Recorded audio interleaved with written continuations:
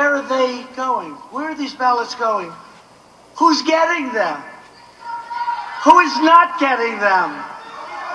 A little section that's Republican. Will they be stolen from mailboxes as they get put in by the mailman? Will they be taken from the mailmen and the mailwomen? Will they be forged? Who is signing them? Who's signing them? What, are they signed at a kitchen table and sent in? Will they be counterfeited by groups inside our nation? Will they be counterfeited, maybe by the millions, by foreign powers? Let me put this in my own words. I've heard Donald Trump say some pretty unhinged things. I've heard them over and over and over again.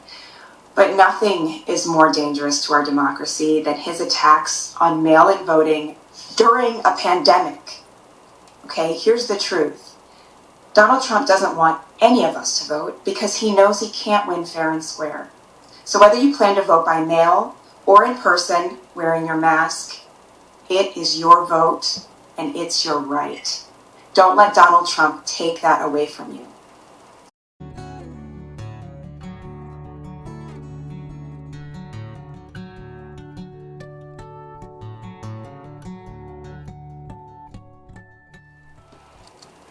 Donald Trump and his enablers have been making claims of widespread voter fraud, alleging that millions of people are voting illegally in order to rig our elections. Baloney. Let's look at the facts and debunk their myths once and for all.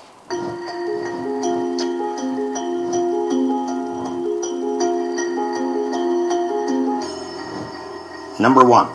Because in many places, like California, the same person votes many times. You probably heard about that. People who are registered in more than one state and they cast double votes, or they're registered in... So how often does double voting really occur? An analysis of the 2012 presidential election found that out of 129 million votes cast, 0.02, that's 0.02% were double votes, which were likely the result of measurement error. This is a far cry from Donald Trump's claims that millions of people were registered in 2 different states in the 2016 presidential election. Number 2. Non-citizen voting may have given Democrats the pivotal 60th vote needed to pass Obamacare. What wouldn't Democrats do in order to win? Why wouldn't they encourage non-citizens to vote? Of course, they're already doing that explicitly in other states. Another lie. According to the nonpartisan Brennan Center for Justice, of 23.5 million votes cast in districts with high populations of non-citizens, only 30, I repeat, 30 possible incidents of improper non-citizen voting were referred for further investigation. Number 3. That's it. You don't have to ask for ID. In fact, you can just walk up and say anyone's name. False. A 12-year study of election data found only 10 cases of voter impersonation out of 146 million registered voters. So if voter fraud really isn't a problem, why do Trump, Republicans in Congress, and their allies at Fox News keep perpetuating this myth? For one simple reason: to enact restrictive voting laws intended to keep voters from the polls. Policies established in the name of election security, including voter ID laws, needless registration deadlines, limited access to polling places, and purges of the voting rolls, make it harder for Americans to vote. It's the same tactic that's been used throughout our history to disenfranchise low-income Americans and people of color. Luckily, many of these laws have been struck down in the courts. In 2016, a district judge in Wisconsin found, quote, utterly no evidence of widespread voter fraud, justifying its voter ID law. In Texas, another judge found their voter ID law violated the Voting Rights Act, making it harder for African Americans and Latinos to vote. But many of these laws are still on the books because in 2013, the Supreme Court gutted crucial aspects of the Voting Rights Act. Congress needs to update the act to prevent states from suppressing votes. Meanwhile, Trump and Republicans in Congress are turning a blind eye to the real threat facing our democracy: election fraud and foreign interference. In 2018, a Republican operative stole votes from Democrats in a North Carolina congressional race with a, quote, coordinated, unlawful, and substantially resourced absentee ballot scheme. After the ballots were counted, the Republican candidate appeared to have won by about 900 votes. However, the fraud was so glaring that the State Board of Elections refused to certify the results and called for a special election. The other real threat is foreign interference in our elections. We now know for a fact that Trump is encouraging foreign leaders to interfere in our elections, asking the president of Ukraine to investigate his political opponents in exchange for military aid, and publicly calling on Russia and China to also interfere. And in the Senate, Mitch McConnell continues to block common sense legislation to protect our elections against future foreign interference, such as requiring all voting machines to have backup paper ballots and imposing automatic sanctions for nations that interfere in elections. To have safe and secure elections in 2020 and beyond, we need to pass this legislation. So the next time you hear Trump and his enablers claim widespread voter fraud, know the truth. Their lies are intended to make it harder for millions of Americans to vote, while they ignore the real threats to our democracy. So given the COVID-19 pandemic, we're seeing many more people vote by mail. As I mentioned, unprecedented numbers of absentee ballots have been asked for in the state of Michigan. So I want to dispel some of this drumbeat of misinformation that we're hearing out there. And so my question is very direct. Is voting by mail secure? Well, Senator, I think what I would say is this.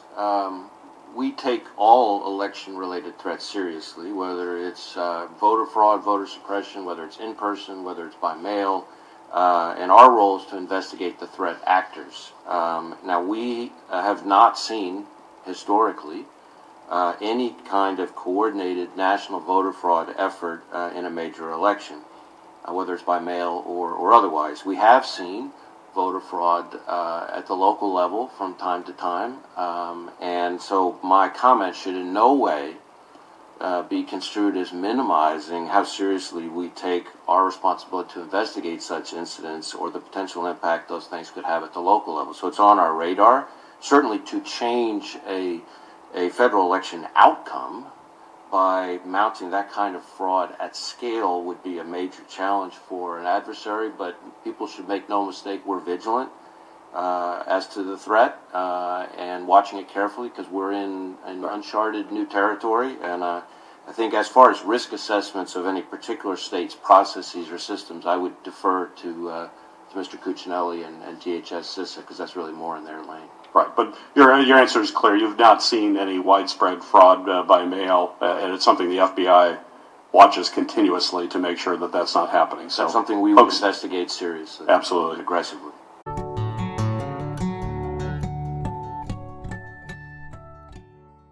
Hi, I'm Gail, and I'm a retired postal employee. I work for the Bend, Oregon Post Office, which was a mail processing plant. In 1998, Oregon passed an initiative that the only way to vote was by mail.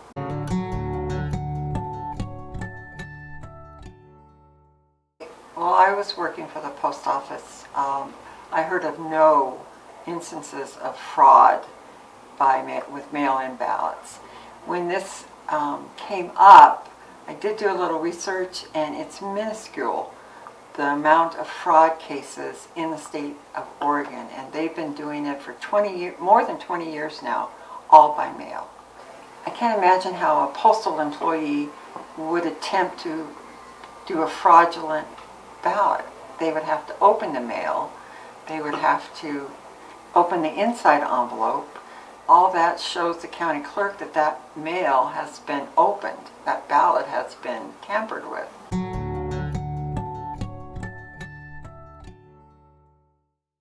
When I hear that President Trump is saying that multiple ballots are being delivered to one person, sometimes he's saying that even the dog in the family is getting a ballot addressed to them.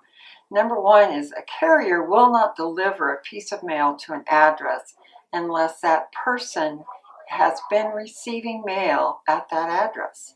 So he's not going to deliver first-class mail to a dog or somebody that is deceased.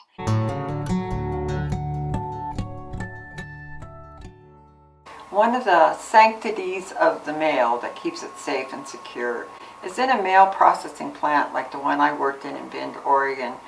There is catwalks above the workroom floor that are built in. You cannot see in them, but they have a two-way mirror. And postal inspectors, they're big enough that they can walk all through the processing plant, observe what's going on without anybody knowing they're up there. They also have where they can hear what you're saying. You never know if they're up there or not.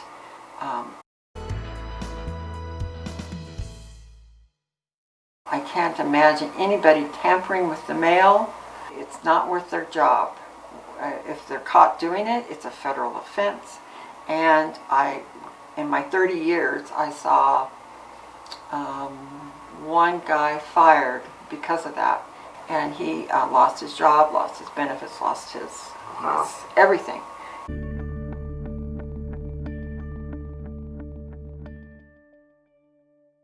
I believe that the president is throwing these theories out there because he's going to lose.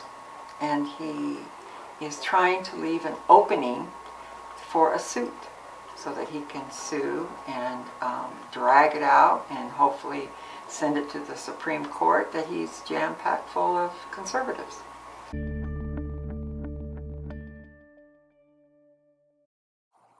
My name is Harry Jepkema. I worked for the Postal Service for a little over 25 years. The question is, do I think it's safe to mail the ballots? Yes, I do. That's what I did. I personally do not know of any voter fraud that occurred while I was working for the Postal Service.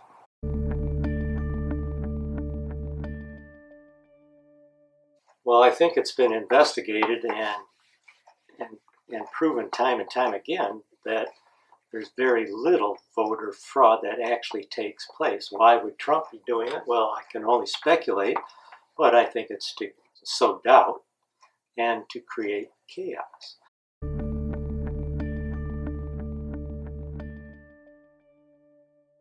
There's very little incentive for either mail processing clerks or letter carriers themselves to jeopardize a fairly well-paying job, blue-collar job, and get on the wrong side of that.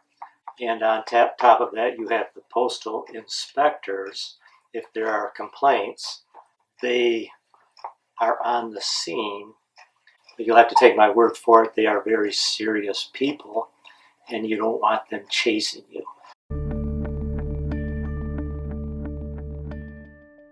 You are offered 5 years in prison, or you can quit. And usually it's they quit. But now, I suspect if you're caught doing that, you're spending time in prison.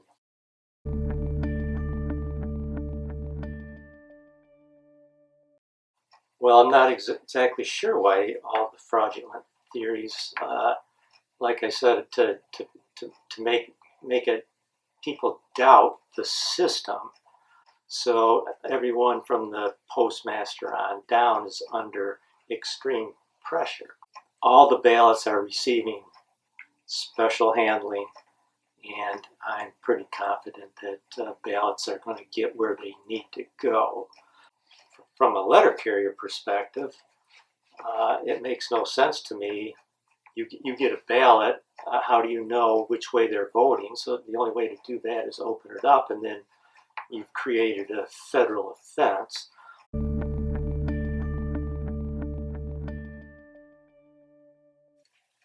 Okay, well, first and foremost, throwing away mail. That is a federal crime, and pretty serious one. So That's one way. Delaying the mail purposefully is another. All first-class mail is supposed to be delivered immediately, but in the case of a lot of campaign flyers, are date stamped. They have to go out by a certain time, and so they have to go out. But opening and looking into mail is a real problem. That's also strictly forbidden. Even someone's like a Newsweek, a Penthouse, any kind of mail that may be open, you don't open it and read it. Is it easy to get caught doing that? No, but you don't want to get caught doing that either, because that's a firing offense. So just deliver it, don't look at it, don't open it.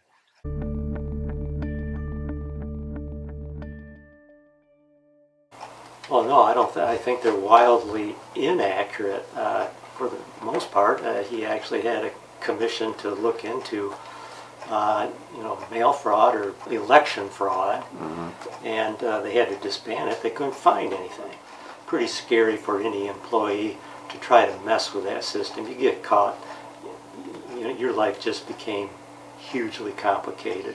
Frank Figluzzi, just listening to Jonathan Lemire, what's stunning is that it's all out in the open this time. He just reported that Mitch McConnell wants a justice confirmed before the election to rule on the election. It is collusion out in the open. We all know now that Donald Trump views 65% of Americans the same way he views Iran and China as meddling in the election simply because they don't support him. How does the country adapt to Bart Gellman's scenario, Frank? Yeah, we are in for a roller coaster ride of scary proportions between November 3rd and inauguration. There's nothing secret, not only about the president's strategy that he's clearly articulated along with his cronies, but there's nothing hidden really about his collusion with Russia and Vladimir Putin. This isn't about investigate and catch me if you can. It's you've got me. What are you going to do about it? And so the question is for the American voter, right? What are the tangible things that we all can do? And number one, we've been warned by the FBI now repeatedly that we are in for disinformation and propaganda like we've never seen before, aimed at destroying our trust in the outcome of the election. So do your best to deal only with trusted sources, spend time away from social media, prepare for the inevitable lengthy count of both in-person and mail-in ballots, and just understand that when you hear people say, we should know this November 3rd, that night, we should know it the next day, we should know what happened within a couple of days, understand that that's coming straight from the Kremlin, amplified through the Oval Office, and spread like a virus through social media, and just discount that, hunker down, and get ready.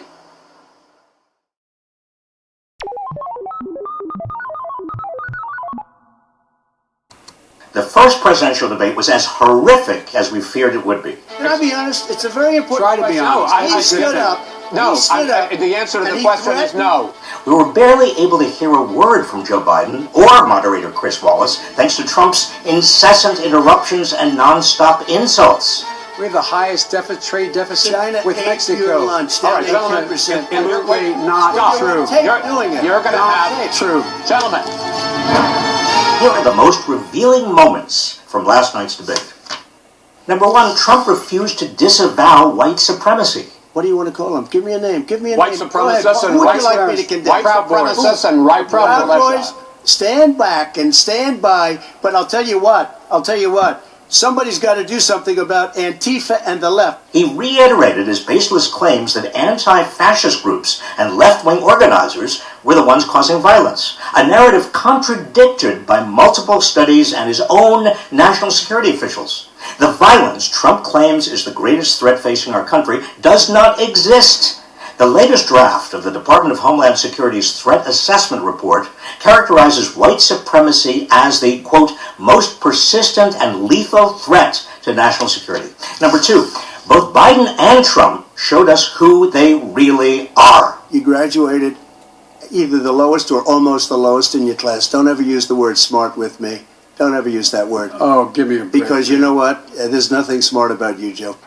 Now look, here's the deal. Can I respond to that, Chris? Will you just shut up? One of Biden's most powerful moments was when he talked about his deceased son, Beau. My son was in Iraq. He spent a year there. He got the Bronze Star. He got the Conspicuous Service Medal. He was not a loser. He was a patriot, and the people left behind there were heroes. Really? And I resent. Are you talking like about hell. Hunter? Are you talking about I'm Hunter? talking about my son, Beau Biden. I was struck by Biden's raw humanity in this moment. And how did Trump respond? By interrupting him and launching nonsensical attacks on Biden's other son, Hunter. Somebody gets $3.5 million from the mayor of Moscow. Let's talk about not true. That report is totally discredited. Trump revealed the core of who he is, a cruel narcissist who has no feelings for anybody but himself. And Biden revealed who he is, a decent human being who understands the plight of loss at a time when Americans everywhere are losing their loved ones. Number 3, Trump kept dodging questions about his tax returns. I know that you pay a lot of other taxes, but I'm asking you the specific question. Is it true that you paid $750 in federal income taxes each of those 2 years? I paid millions of dollars in taxes, millions of dollars of income tax. Show us your tax I paid $38 million 1 year.